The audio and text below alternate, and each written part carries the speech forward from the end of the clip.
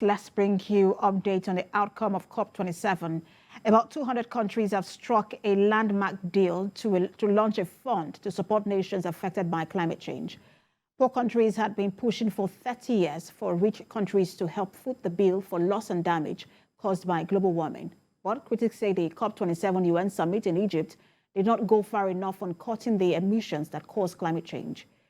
UN Secretary General Antonio Guterres says it did not address the need for drastic reductions and the planet is still in the emergency room. The overarching agreement from COP27 maintains the commitment to limit global warming to 1.5 Celsius above pre-industrial levels. Distinguished delegates, the draft decisions before us are a gateway to scaled-up implementation and will enable us to transform towards a future of climate neutrality and climate-resilient development. I call upon all of you to view these draft decisions not merely as words on paper, but as our collective message to the world that we have heeded the call of our leaders and of the current and future generations. Let's remind you that about 200 countries have struck a landmark deal to launch a fund to support nations affected by climate change. And that was one of the outcomes of the COP27 summit in Egypt. Now, to walk us through the resolution from the just concluded COP27, let's bring in the Executive Director of Environmental Rights Action Friends of the Earth Nigeria, Chima Williams, who joins us live via Zoom. Good to have you join us. Thank you. Yeah, thank you very much, Esther, for having me. All right, so let me ask you, because there have been a lot of mixed reaction concerning COP27, but what do you make of the outcome of the summit when you also consider that some people are kind of concerned that nothing was really done to address the issues of climate change itself? Well, from retail, I feel off that.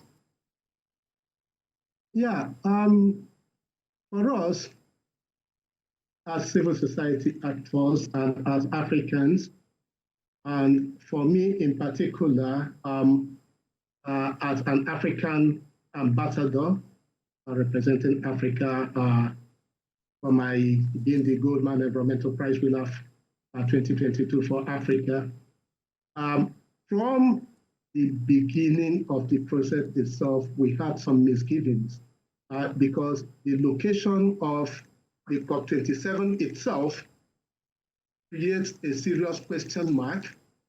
And then from there, the activities at COP27 and the resolutions that we've seen that came out.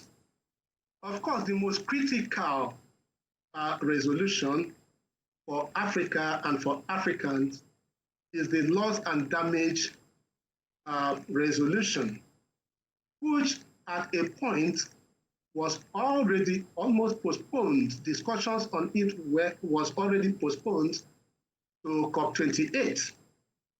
But for the resilience of civil society actors, I must give this to civil society actors across the world that stood firmly to say that this is the most critical component of the, if it is not discussed at COP27 that is taking place, in Egypt, I don't want to call it expectations of the African leaders has come to zero, almost, okay, because this is the critical thing.